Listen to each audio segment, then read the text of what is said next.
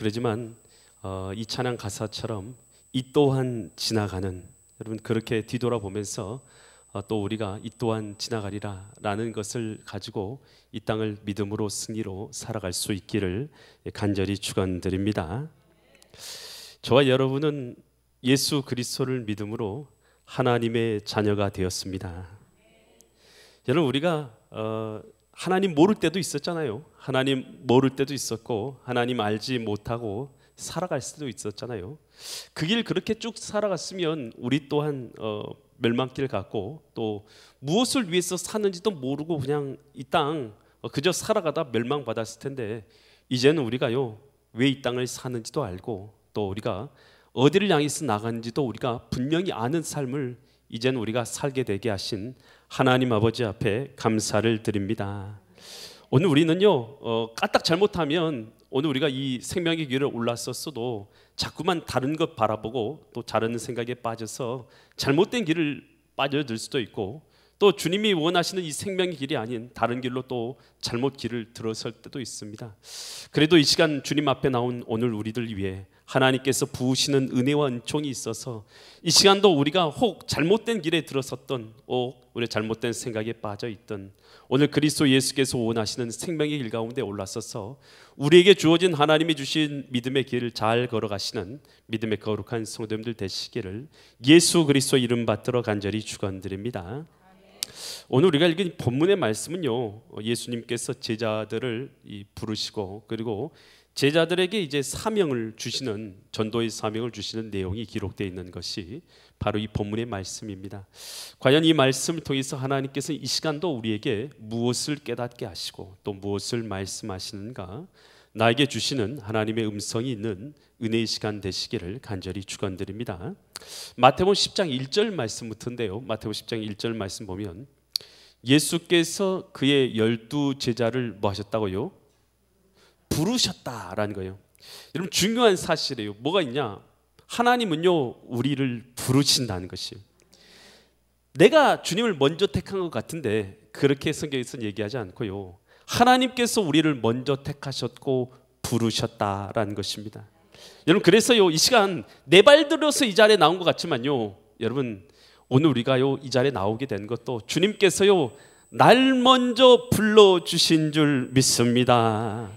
불러주셔가지고 어떤 사람이 나오겠냐, 마태복음 10장 2절부터 보니까요, 10장 2절 12 사도가 이제 등장해요. 그 이름을 등장하니까 누가 등장합니까? 베드로, 우리 잘 아시는 베드로죠. 직업이 뭐였습니까? 어부. 시몬을 비롯하여 그의 형제 안드레, 그 직업도 어부. 세베의 아들 야고보, 거기도 직업이 어부. 그의 형제 요한도 직업이 어부. 쭉 어부들이에요.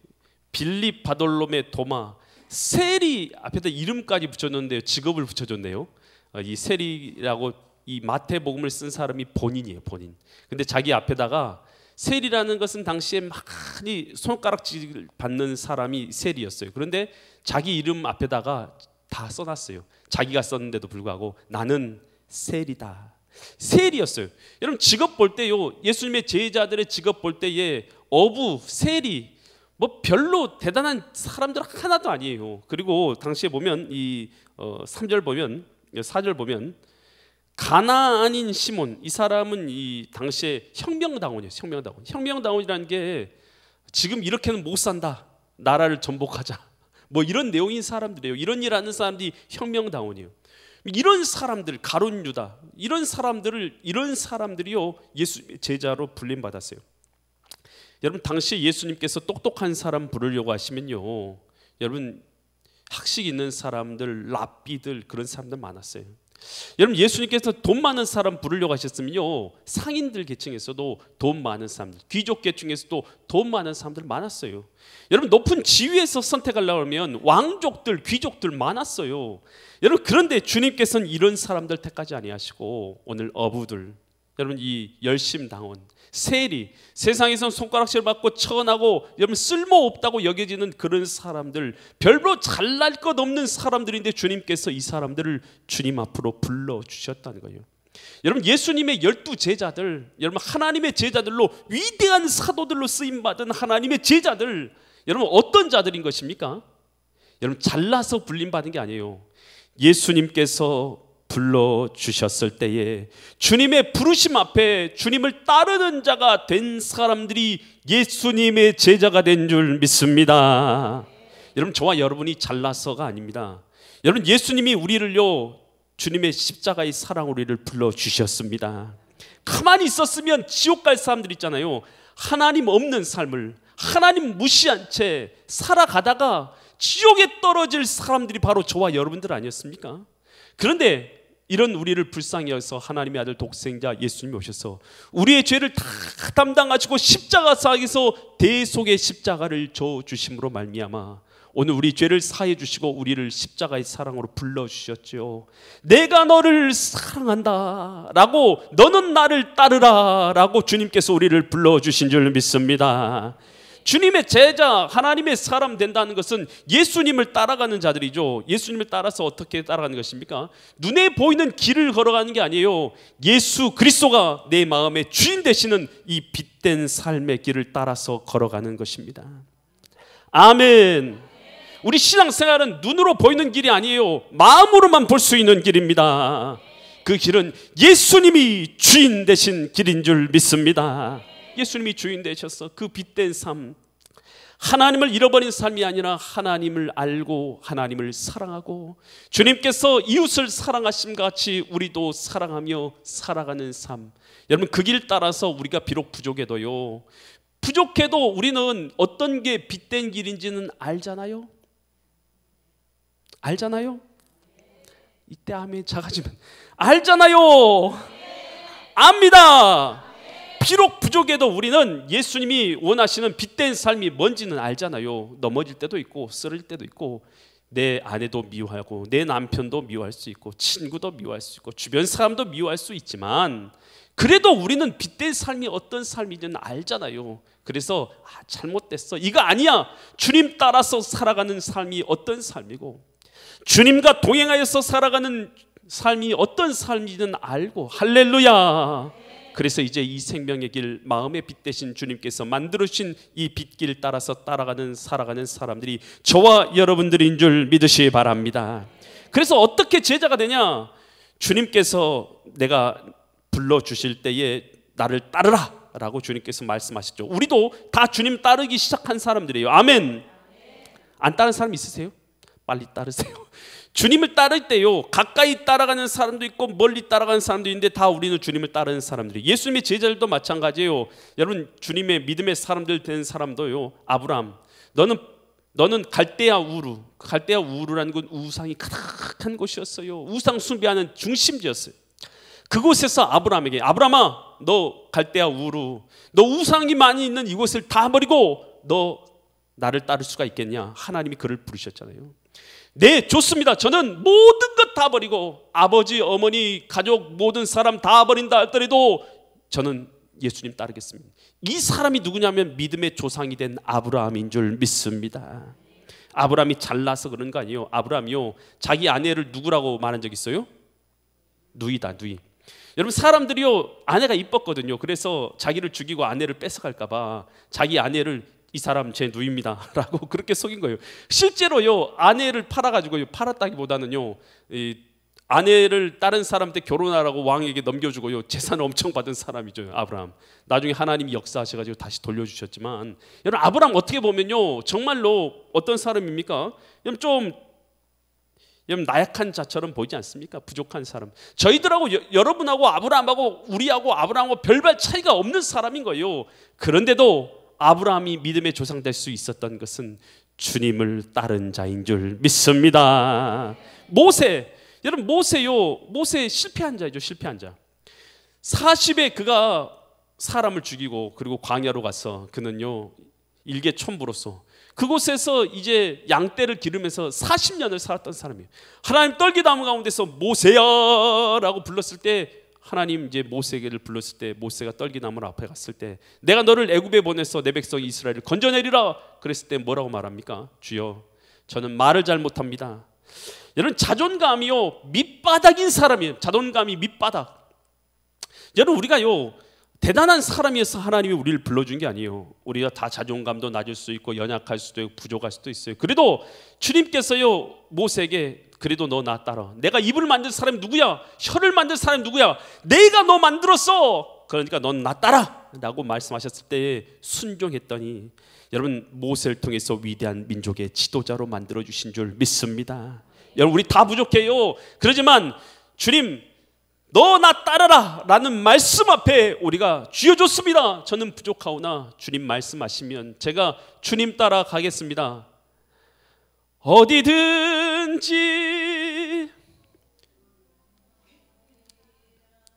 주를 따라 주와 같이 가려네. 제가 좀 음을 잘못 잡았어요. 여러분 어디든지 주님께서 너 나 따라라 하면 어디든지 주님 따라가겠습니다. 여러분 그렇게 결단하고 따라 나선 자들이 바로 저와 여러분들인 줄 믿습니다. 여러분 베드로 부르실 때에 베드로 막 물고기 잡으려고 수고를 다 했어요. 바다에다 그물을 밤새 그물을 던졌는데 물고기 잡았어요? 못 잡았어요? 한 마리도 잡지 못했어요. 한마디로 말하면 사업 실패했어요. 여러분 물고기 잡으려고 밤새 던졌는데 물고기 못 잡은 사람, 여러분 밤새 수고해도요, 여러분 사업이란 게 그래요. 일이란 게 그래요. 여러분 우리가 밤새 수고한다고 나서 여러분 그랬다고 좋은 결과가 얻는가요? 안 그래요. 아무리 수고해도 좋은 결과 못 받을 수도 있어요. 지금 베드로가 그런 거 아니겠습니까? 한 마리 물고기도 잡지 못했을 때 그때 주님께서 나타나서 너 깊은 곳에 가서 다시 그물 던져. 다시 그물 던졌죠. 다시 그물을 가득 잡았을 때 그가 뭐라고 말합니까? 주여 나는 죄인입니다. 나를 떠나소서. 여러분 주님 앞에서요 내가 죄인인 걸 깨달은 사람이 복이 있는 줄 믿습니다. 우리가요 죄인인도 모르고 살아요. 하나님 앞에 서봐야 우리가 죄인인지 알아요. 얼마나 거짓되고 얼마나 탐욕되고 얼마나 못됐고 얼마나 악하고 얼마나 미워하고 얼마나 잔인한지는요 내 영혼이 하나님 앞에 마주 서봐야지 알아요. 내가 그 하나님 앞에 마주 서기까지는요 우리는요 껍데기 포장만 다 해가지고 그 포장된 삶을 살고 있기 때문에 여러분 사랑의 마음 없어요. 여러분 그리고 우리는 온통 악독한 것을 다 껍데기로 가리고 있기 때문에요 여러분 우리는요 하나님 앞에 의로운 체하도 할 수 있어요. 여러분 그러지만요 우리 하나님은 우리의 내면을 감찰하시고 우리 심령을 감찰하시고 우리 관절과 골수를 찔러 쪼개기까지 하시며 우리 마음과 생각을 감찰하시나니 그 앞에서 모든 것이 벌거벗은 것처럼 드러나게 되리라. 여러분 우리가 주님 앞에 벌거벗은 것처럼 드러나게 되면 우리가 할 수 있는 말은 딱 하나밖에 없어요. 주님 나는 죄인입니다 라는 말밖에 못해요. 지금 베드로가 주님 만났을 때 나는 죄인입니다 이렇게 말하게 되었을 때 주님께서 뭐라고 말하면 마가복음 1장 17절처럼 말씀하세요. 예수께서 이르시되 나를 따라오라. 너 나 따르는 사람이 되라. 내가 너희로 사람을 낚는 어부가 되게 하리라 말씀하셔요. 그랬더니 18절 곧 그물을 버려두고 뭐 했다? 따르니라. 여러분 예수님을 따르는 사람이 하나님의 자녀이고 제자인 줄 믿으시 바랍니다. 여러분 주님 따르지 않는 자 여러분 그 사람은 하나님의 자녀가 될 수가 없어요. 하나님의 제자가 될 수도 없는 것이죠. 여러분 돈이 많다고 해서 하나님의 제자 될 수 있냐? 그렇지 않아요. 부자인 청년, 여러분 부자인 청년이요 여러분 주님 앞에 나옵니다. 그랬을 때 예수님께서 부자 청년에게 말하죠. 너 나를 따르라. 그런데 너 가진 것들 너 가난한 사람들에게 나눠주고 너 나를 따르라 라고 이렇게 말씀하셔요. 그런데 이 부자 청년이 돈이 굉장히 많거든요. 그랬더니 베드로도 말했을 때 따르고 야고보, 요한, 빌립, 바돌로메, 도마, 마태 모든 예수님의 자녀들은 너 나를 따르라 했을 때 그 말씀에 순종해서 따라 나선 자였지만 이 부자 청년은 예수님께 너 나를 따르라 라고 말씀하실 때 따를 수가 없어요. 왜냐하면 자기가 가지고 있는 것이 너무 많거든요. 너무 많아서 그가요 근심하면서 돌아가니라 라고 성경에 기록되어 있어요. 여러분 오늘 우리가 예수님께서요 나를 따르라 말씀하셨을 때에 부자 청년 왜 못 따랐냐면요 가지고 있는 것, 여러분 세상 지위, 명예, 권력들이 너무 높아서 내가 누려야 될 것, 내가 가져야 될 것, 내가 해야 될 것이 너무 많기 때문에요 주님 앞에요 주님의 부르심을요 거절할 수밖에 없었던 것이에요. 여러분 우리가요 여러분 그래서요 심령이 가난한 사람 또 가난한 사람이 복이 있다. 그러니 천국이 저희 것이다 라고 말하고 또 부자가 천국에 들어가는 것은 낙타가 바늘길을 통과하는 것처럼 어렵다 이런 말씀하신 이유가요, 여러분 우리 인간의 존재에 대해서 하나님 너무나 잘 아시기 때문이에요. 우리 인간은요 가진 게 많고 누리는 것이 많고 할 것이 많고 그러면요 주님을 어떻게 하면 듬성듬성 따라요. 듬성듬성. 여러분 잘나 보세요. 잘나면 주일날 나와서 예배드리기보다는 뭐 하는 게 바빠요? 골프 치러 가기 바쁘더라고요. 내 할 일 바빠서 주님 앞에 나오기도 못하더라고요. 너무 잘나다 보니까요 주님을 찾지도 못해요. 여러분 그래서 내 마음에 가득한 것이 바로 뭐가 되는 것이요? 그것이 바로 나의 주인 되어버렸다는 것이에요. 여러분 주님을, 그래도 저와 여러분들은요 예수님께서 너 나를 따르래, 십자가의 그 사랑으로, 물과 피를 흘리신 그 사랑으로 너 나를 따르래 라고 말씀해 주셨을 때 아멘, 제가 주님을 따르겠습니다 라고 따른 자들이 저와 여러분들인 줄 믿으시기 바랍니다. 그랬을 때 이 주님께서 제자들을 불러놓고 뭐라고 말씀하시냐면 마태복음 10장 5절로 6절처럼 말씀하세요. 5절 6절 보면 예수께서 12를 내보내시면서, 내보내시는데 뭐 하려고 보내셔요? 뭐 하라고 보내시고 있어요? 뭐 전파하라고? 복음을 전파하라고. 천국이 가까웠다, 회개하고 하나님께 돌아와라, 이거 지금 전파하라고. 회개하라, 천국이 가까웠다, 그렇게 살면 지옥 간다, 회개하라, 천국이 가까웠다. 여러분 이 말 들으면 나 지금 나이가 지금 몇 살인데 회개하라고, 나 지금 천국 갈라 아직 멀었는데 무슨 뭐 천국이 가까워, 여러분 그런 생각하는 사람들이 있을지도 모르겠어요. 여러분 그런데요, 여러분 그거 아십니까? 여러분 사람이요 병드는 거, 죽는 거, 여러분 그거 어떻게 올 것 같아요? 정해진 시간에 천천히 와서 죽는 사람도 있지만요, 오늘 당장 여러분 주님께서 오라 말씀하시면 가야 되는 그런 일들을 경험하게 되는 자들도 있는 줄 깨달을 수 있기를 간절히 부탁드립니다.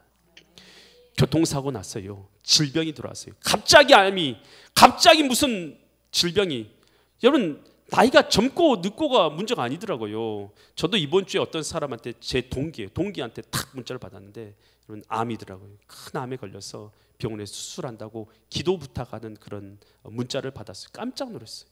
여러분 나이가 중요하지 않아요. 나이가 중요해요. 여러분 장담할 수 있으세요? 우리 장담 못해요.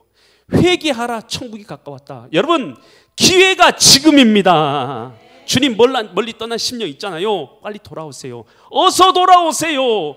멀리 떨어져서 주님 따라가잖아요. 주님 잃어버릴까 조심해야 돼요. 여러분 주님 따라갈 때요, 사람 따라갈 때 자동차 뒷동문이 따라갈 때 어떻게 따라가야 돼요? 보여야 따라가죠. 안 보이면 따라갑니까? 못 따라갑니까? 못 따라가요. 군대에서 행군해 오셨어요? 행군할 때 부대원 500명씩 막 이렇게 행군하잖아요. 그러면 여러분 뒤에서 낙오되는 사람들 길 잃어버려요? 안 잃어버려요? 잃어버려요. 길을 잃어버린다니까. 왜 잃어버립니까? 너무 멀찍하게 따라가다 보니까 안 보이거든요. 안 보이면 사람 못 따라가는 거예요. 여러분 우리도 마찬가지 아닙니까? 우리 신앙생활도요, 너무 멀찍이 따라가려고 하지 마세요. 너무 멀찍이 따라가다요 주님 놓칠 때가 있어요. 여러분 그러면 안 돼요. 여러분 주님 따라갈 때요, 여러분 주님 가까이서 따라갈 수 있기를 간절히 축원드립니다. 복음 전파하라 이렇게 명령하신 거예요. 그러면서 어떻게 명령하시죠? 10장 5절 보니까 어디로 가지 말라고요? 이르시되 이방인의 길로도 가지 말고, 그러니까 이방인한테도 가지 말고 사마리아인에게도 가지 말고 어디로 가라고 합니까? 오히려 어디로 가라고요? 이스라엘 집으로 가라. 여러분 그러니까 복음을 전파하는데 다른 나라에는 전파하지 말고, 또 너희들하고 대적되는 나라 이런 사마리아 같은 데도 전하지 말고 오직 어디에만 전파하라면 이스라엘의 민족에게만 전파해라 이렇게 말씀하셨어요.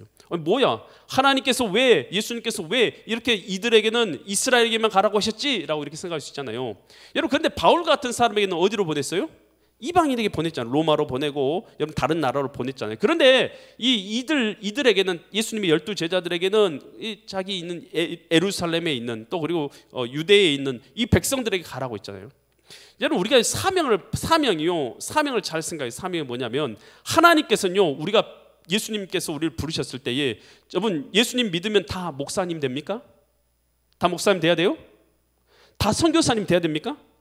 여러분 다 아마존 가셔야 돼요? 다 아프리카 가셔야 됩니까? 그런 거 아니에요. 우리가 하나님 믿었다고 해서 다 아프리카 가고 아마존 가고 그리고 목사님 되고 다 선교사님 되고 그런 거 아니에요. 하나님께서는요, 오늘 우리의 삶의 길, 또 삶의 여정, 또 환경, 이것들을요 하나님께서 허락해 주신 줄 믿습니다. 여러분, 선교사 되는 사람들은요 그렇게 하나님이 길을 인도해 주셔요. 또 그리고 목회자 되는 사람들 또 하나님께 그렇게 인도해 주셔요. 하지만 여러분들은요 하나님께서 여러분의 삶의 길을 통해서요 여러분이 지금 현재 위치하고 있는 여러분의 가정을 만나게 하시고, 직장을 만나게 하시고, 일터를 만나게 하시고, 환경을 만나게 하신 거예요. 그래서 여러분에게 주어진 이 사역의 현장은 어디냐? 사역의 현장은 여러분 아프리카나 아마존이 아니라 바로 여러분이 지금 만나고 있는 여러분의 가족들과 친지들과 친구들과 회사와 여러분 만나는 사람들이 여러분의 사역의 터전이고 지역인 줄 믿으시기 바랍니다. 여러분, 이 미국의 리젠트 칼리지에서 실천신학, 평신도신학, 생활영성을 가르치고 있는 폴 스티븐슨이라는 교수가 있어요. 그러니까 이 생활 영성, 어떻게 크리스찬이 살아야 되는가에 대해서 이렇게 가르치고 있는 사람이에요. 이 폴 스티븐슨인데요. 한 이제 사람이 이제 질문한 거예요. 한 평신도였어요. 평신도가 교수님, 평범한 성도가 하나님의 거룩한 사명을 이루는 삶을 살려면 어떻게 해야 됩니까? 저 같은 평범한 성도는 선교를 갈 수도 없고 사역자들처럼 교회 일에 집중할 수도 없습니다. 그럼 우리는 어떻게 됩니까? 라고 이렇게 이제 질문한 거예요. 그랬더니 이제 이렇게 답변한 거예요. 직장인이라면 회사에서 열심히 일하십시오. 또 주부라면 가족들을 위한 식사를 맛있게 준비하십시오. 예술가라면 작품을 열심히 만들고, 자동차 공장에서 일한다면 부품을 열심히 조립하십시오. 사역은 교회나 선교지에서만 할 수 있는 일이 아닙니다. 내가 있는 삶의 현장에서 복음을 전파하는 삶을 살면 그 일이 무슨 일이든지 다 귀한 사역이고 사명입니다. 여러분, 우리가요 모두 다 목사님 되고 모두 다 선교사님 되고 여러분 모두 다 그렇게 돼야지만 주의 사명 감당하는 것 아니에요. 오늘 하나님께서요 우리 각자들마다 다른 경험을 하게 하시고, 다른 삶의 현장에 놓게 하시고, 다른 우리의 삶의 영역에서 우리로 살아가게 하셨잖아요. 그렇게 살아가게 하심으로 말미암아서 오늘 우리에게 주신 달란트대로 우리가 그한 처소에서 우리가 사명을 감당하면서 영혼을 구원하면서 복음을 전파하게 하신 줄 믿습니다. 그래서요 이 패트릭이라는 사람이 있어요. 패트릭, 유명한 사람이에요. 이 사람은 이 4세기의 부유한 로마계 영국인 집안에서 태어난 사람이에요. 그런데 16세가 되었을 때에 해적들, 당시 막 이렇게 해적들이 와서 막 약탈해가고 사람 납치해가고 그랬어요. 그런데 해적들이 이 사람을 납치했어요. 그래서 아일랜드로 끌려가서 이 노예로 살게 됩니다. 노예로 그곳에서 이제 살 때 얼마나 힘들어요. 그러다가 처절하게 고통받으면서 살다가 그 가운데서요 5년 뒤에 그 소년이요 이제 기회를 봐가지고 도망을 친 거예요. 도망을 쳐가지고 그러니까 16살 때 잡혀가지고 5년 됐으니까 몇 살이에요? 21살. 21살쯤 되니까 이제 뭐 달리기도 빠르고 그랬을 것 같아요. 그래서 이제 도망을 치는데 320km를 걸어서 탈출해서 부모에게 돌아왔다고 해요. 여러분 여기서 서울까지 몇 킬로예요? 한 200km 됩니까? 서울에서 목포 정도 되겠네요. 목포나 여수 정도. 여수보다 더 멀리. 하여튼 그 정도 거리까지를 걸어서 탈출해가지고 320km를 걸어가지고 막 어떻게 돌아왔어요. 얼마나 처절한 삶이었겠어요. 그렇게 돌아왔는데 돌아와가지고 이제 신학을 공부합니다. 신학을 공부하고 이제 사제가 되었어요. 근데 이제 밤에 잠자리를 들면은 똑같은 꿈을 꾸는 거예요. 어떤 꿈을 꾸냐면 내가 납치했던 곳으로 돌아가서 그 야만들에게 그리스도의 복음을 전파하라 라는 꿈을 꾸고 하나님의 음성을 듣는 거예요. 잠을 들기만 하면 하나님께서 너를 납치해서 데려가서 끔찍한 고통받고 거기서 고통받고 괴롭힘 당하고 그리고 이 허드렛 일 하면서 살았던 그곳으로 다시 돌아가서 그들에게 복음을 전파하라는 거예요. 잠만 자면 환상 속에서 하나님께서 환상으로 보여주시고 말씀하시는 거예요. 그래서 그가요 결국 순종했어요. 자기를 납치해 갔던 그 해적에게 다시 돌아갑니다. 사제가 돼가지고 돌아가서 그 아일랜드 사람들에게 복음을 전파합니다. 죽을 때까지 30년 동안 그가 그 사람들에게 복음을 전파한 것이에요. 여러분, 그래서 사람들이요 그 사람한테 감명을 받게 돼요. 감명을 받아가지고 그 사람이 죽은 날이 3월 17일 날 죽었어요. 그래서 그날을 성 패트릭 데이 해가지고 정했어요. 그리고 나서 그 날을 지키면서 기념해요. 그리고 그날에는 어떤 옷을 입어요? 녹색 옷을 입고 녹색 리본을 달고 퍼레이드를 해요. 거리 퍼레이드를 하면서 이 성 패트릭을 기념하는 날을 삼았어요. 여러분, 이 성 패트릭에게 있어서는요, 이 아일랜드라는 곳이 자기의 사명의 지역이었어요. 사명의 땅이었던 거예요. 왜요? 하나님께서 그에게요, 그를 그쪽으로 보냈잖아요. 어쨌든 납치돼가지고 그쪽으로 보내고, 그의 경험, 삶의 경험을 통해서, 삶의 환경을 통해서 그가 깨닫게 하시고 알게 하시고, 그래서 그로 하여금 뭐하게 하신 것입니까? 그 지역에 가서 복음을 전파하게 하신 것이죠. 여러분, 우리 각자마다요 다 다른 경험들이 있어요. 다른 삶의 터전이 있어요. 다른 여러분 인생길을 걸어왔잖아요. 여러분, 저하고 다 똑같은 인생 사셨어요. 다 다르잖아요. 각자마다 하나님께는 고유한 여러분 인생의 길을 걸어가게 하셨어요. 남들에게 다 말 못할 어려움도 겪게 하시고, 힘든 일도 겪게 하시고, 여러분 그 경험들은요, 그 경험이 뭐가 되냐 하면, 그 경험이 바로 나로 하여금 하나님의 사명을 감당하게 하는 사명의 바운더리가 되는 것이고, 사명의 지역이 되는 줄 믿으시 바랍니다. 어제 이 양진철 목사님 어제 그 간증하셨잖아요. 그 목사님이 그 시각 장애자들에게 복음을 전파하는 게 사람이 되게 된 것, 여러분 그것은 뭐냐면 그 사람의 특별한 삶의 여정 가운데서 하나님 그쪽으로 연결시켜 주잖아요. 그쪽으로 연결시켜 주니까 그렇게 사명을 그렇게 감당하게 되는 거 아니겠어요? 여러분이요, 사명을 감당할 때 여러분이 지금 현재 처해 있는 환경과 동떨어진 사명으로 하나님께서 여러분을 인도하실 확률은요 1%도 되잖아요. 여러분, 하나님께서 여러분을 사명자로 인도하신다는 것은 어떻게 인도하시냐? 바로 여러분이 처하고 있는 환경, 처지, 직장, 사업, 일터, 가정을 통해서 여러분, 하나님께서는 그곳에서 사명을 감당하게 하시는 줄 믿으시기 바랍니다. 이 거라사 군대 귀신 들린 자를 하나님 고쳐주시잖아요. 예수님께서 고쳐주셨을 때 거라사 군대 귀신 들린 자가 그렇게 말해요. 예수님, 제가 주님을 따르겠습니다 라고 말했어요. 예수님 뭐라고 말씀하세요? 누가복음 8장 39절에서 이렇게 말씀하세요. 집으로 뭐 하라고요? 너 집으로 돌아가라. 그래서 하나님이 내게 어떻게 큰 일을 행하셨는지 말하라. 집으로 돌아가서 말하면 누구한테 말하는 거예요? 가족들에게 하시니, 그가 가서 예수님께서 자기에게 어떻게 큰 일을 행하셨는지를 어디에 전파합니까? 온 성내, 자기가 살고 있는 집 그리고 주변 그 성에 복음을 전파하는 것이에요. 여러분, 우리 엘림교회가요 복음을 전파한다면 어디서 복음 전파해야 되겠습니까? 여러분, 우리가 서울에 가서 우리가 복음 전도지 들고 가서, 또 우리가 목포에 가서 복음 전도지 들고 나가서 전도할 수도 있겠어요. 하지만 우리가 전도해야 될 곳은요, 바로 여러분 이 하가지구예요. 아멘. 여러분, 우리 전주입니다. 여러분, 우리가 이곳에 우리 교회를 세우신 이유는요, 우리 지역에다 복음을 전파하도록 위해서, 우리가 구원하도록 하기 위해서 우리를, 이 교회를 이 땅에 세우신 줄 믿으시기 바랍니다. 여러분도 마찬가지예요. 여러분이 복음 전파하고 하나님의 사명 감당한다고 해서 여러분의 삶과 동떨어진 것에서 뭔가를 하나님께서 내게 허락하실 거라고 생각하지 마세요. 하나님은요, 바로 지금 내게 주어진 삶의 현장이 곧 내게 주신 사명의 지역인 줄 믿으시기 바랍니다. 그래서 우리는요, 복음을 전파할 때 그 현장, 내게 주신 현장에서 복음을 전파해야 되는 것이에요. 그러면서 이렇게 말해요. 마태복음 10장 13절로 15절 말씀인데요, 13절로 15절 말씀. 집에 가래요. 사람들의 집마다 방문하면서 뭐라고 말하면 따라서 합니다. 평강이, 하나님의 평강이 이 가정에 함께 하시기를 원합니다. 이렇게 말하면서 다 일어나는 거예요. 하나님의 평강이 우리 자기에게 함께 하기를 원합니다. 이렇게 말하는 거예요. 하나님의 평강 진요새벽에 함께 하기를 원합니다. 아멘.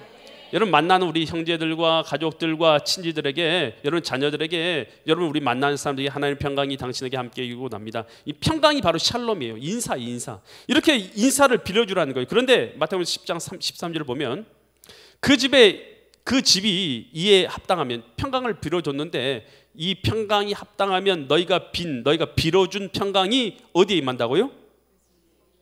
거기 임할 것이요. 임한다는 거예요. 여러분, 평강을 빌어주면 거기 임할 것이요. 만일 뭐 하지 않으면요, 합당하지 않으면, 그 사람이 합당한 평강을 받을 만한 사람이 아니에요. 그러면 그 빈 평안이 누구에게 돌아와요? 내게 돌아온다는 거예요. 아멘. 전도도 마찬가지예요. 여러분, 예수 믿으세요 라고 복음 전파하고 그 상급이, 여러분 그 믿으면 그 사람이 구원받는 생명의 역사가 나타날 줄 믿습니다. 안 받으면 누구에게 돌아와요? 예수 생명은 내게 돌아옵니다. 예수 이름 많이 전파하세요. 예수님 믿으세요. 많이 전파하세요. 예수 생명 빌어줬는데 여러분 그 생명, 빈 생명 받지 않으면 그 빈평안과 생명은 내게 돌아온 줄 믿습니다. 마태복음 10장 14절에서 누구든지 너희를 뭐 하지도 않고요, 영접하고 환영해서 모셔드리지도 아니하고 너희 말을 뭐 하지도 않고 듣지도 아니하면 그 집이나 성에서 나갈 때 너희 발에 뭘 떨어버리라고요? 이건 상징적인 행동이에요. 상징적인. 그렇다고 뭐 사람들 만났을 때 여러분 말 안 된다고 다리 털고 있고 그러지 마세요. 그럴 필요 없어요. 마음으로 그렇게 생각하면 돼요. 마음으로 그렇게 생각하면 되는 거예요. 먼지를 털어버리는 거예요. 그러면 15절 어떻게 됩니까? 내가 진실로 너에게 이르노니 심판 날에 소돔과 고모라 땅이 그 성보다 견디기 쉬우리라. 소돔과 고모라는 불과 유황으로 타서 죽었잖아요. 멸망받았잖아요. 여러분 예수 빈평한 여러분 예수님 우리가 전하잖아요. 예수님 전했는데 안 받으면 여러분 예수님 무시한 사람들에게는요 소돔과 고모라 성이 받았던 그 유황 불못과 여러분 그 멸망이요 그들에게도 예비되어 있는 것이에요. 여러분 그래서요 여러분 담대할 때요 복음 전파할 때 담대하게 사명의 복음을 전파할 수 있기를 바랍니다. 복음을 전파인데도 불구하고 안 받아들인 사람이 진짜 불쌍한 거예요. 여러분 우리가 복음 전파하는 건요 불쌍해서 전파하는 거, 불쌍해서 사랑의 마음으로 전파하는 거예요. 아멘. 안 받아들인 사람이 제일 불쌍한 거예요. 피카소 여러분 그림 한 장 준다고 하면 여러분 어떻게 하겠어요? 받겠어요 안 받겠어요? 솔레리시의 가족이라는 그 작품이 있는데요. 그거 보니까요 그 뭐 천억 지금 1,000억짜리. 여러분 그런데 이 사람이 피카소가요 어느 농가에 가서 잠을 자게 됐어요. 농가에 가서 잠을 잤는데 농가에서 하룻밤 푹 자고 일어났는데 그 집안의 아이가 앞에서 막 뛰어노는 거예요. 그러니까 너무 이쁜 거예요. 그래서 아이가 손수건을 들고 이렇게 돌리고 있으니까 아이야 그 손수건 나한테 줘봐라. 그러면 내가 거기다가 예쁜 그림을 그려줄게 라고 그런 거예요. 만약에 그 손수건에 피카소가 그림 그렸으면요 수천억 되는 거예요. 여러분 그런데 그 아이가 뭐라고 엄마한테 뛰어가요? 엄마 이상한 아저씨가 자꾸 나보고 오라 해서 내 수건 뺏으려고 해. 내 손수건 뺏으려고 해 하고 도망을 쳤다는 거 아니에요. 여러분 이 아이가요 여러분 얼마나 귀한 기회를 놓쳐버린 것이에요. 여러분 우리가요 예수님의 우리에게 복음 주시는 이 복음은요 영생의 생명의 기회인 줄 믿습니다. 이 기회 놓쳐버린 거 정말 아쉬운 거예요. 여러분 2차 세계대전에 독일이 막 여러 나라를 다 점령했잖아요. 프랑스를 막 점령했잖아요. 그랬을 때 이제 점령된 프랑스를 찾기 위해서 미국하고 영국하고 캐나다하고 이 프랑스 연합군을 이현석해가지고 이제 프랑스를 다시 탈환 작전을 하는 거예요. 이제 전쟁이 일어나면 사람들이 많이 다치고 죽잖아요. 근데 독일 군인 중에서 나치 당원이 이제 전쟁 가운데서 피를 많이 흘리다가 그 사람이 이제 연합군의 병원에 입원하게 된 거예요. 적군이라고 하더라도 그래도 우리가 이렇게 인도주의적 차원으로 이렇게 치료를 해주잖아요. 그래서 이제 붙잡혀가 데려왔어요. 그래서 이제는 피를 많이 흘렸으니까 피 많이 흘린 사람들이 뭘 해줘야 돼요? 수혈을 해줘야 된 거예요. 수혈을 해주려고 하는데 피를 갖고 와서 의사가 이제 수혈을 해주려고 하는데 이제 그 나치 당원이 물어본 거예요. 이 피는 누구의 피입니까? 라고 물어본 거예요. 그러니까 이 피는 영국 사람의 피입니다. 그러니까 이 사람이 그렇게 말한 거예요. 나는 영국 사람의 피는 받지 않겠다 라고 말한 거예요. 그래서 의사가 말한 거예요. 영국 사람의 피지만 안 받으면 당신 죽습니다. 나는 피를 안 받고 죽겠다 하고는 죽어버린 거예요. 여러분 그 피를 영국 사람의 피를 하든 어떤 사람 피하든 그 사람이 받았으면 살았을 거 아니겠습니까? 피를 안 받은 사람이 참 어리석은 것이죠. 여러분 우리는요 예수님께서 십자가에서 피를 흘리신 줄 믿습니다. 이 피를 받은 사람들마다 죄사함과 구원을 얻게 되는 줄 믿으시 바랍니다. 이 피 안 받으면요 어떤 이유가 되었던지요 멸망받을 수밖에 없는 것이에요. 여러분 우리는 이 피를 받은 사람이고 이 피를 다른 사람들에게 전파하는 사람인 줄 믿습니다. 오늘 우리에게 주신 사명 여러분 깨닫고요 오늘 우리의 삶의 영역에서 이 예수 피를 전파하고 예수 복음 전파해서 영혼을 구원하시는 믿음의 거룩한 성도들 되시기를 예수 그리스도 이름 받들어 간절히 축원드립니다. 기도드리겠습니다. 거룩하신 아버지 하나님, 오늘 우리를 불러주시어서 감사합니다.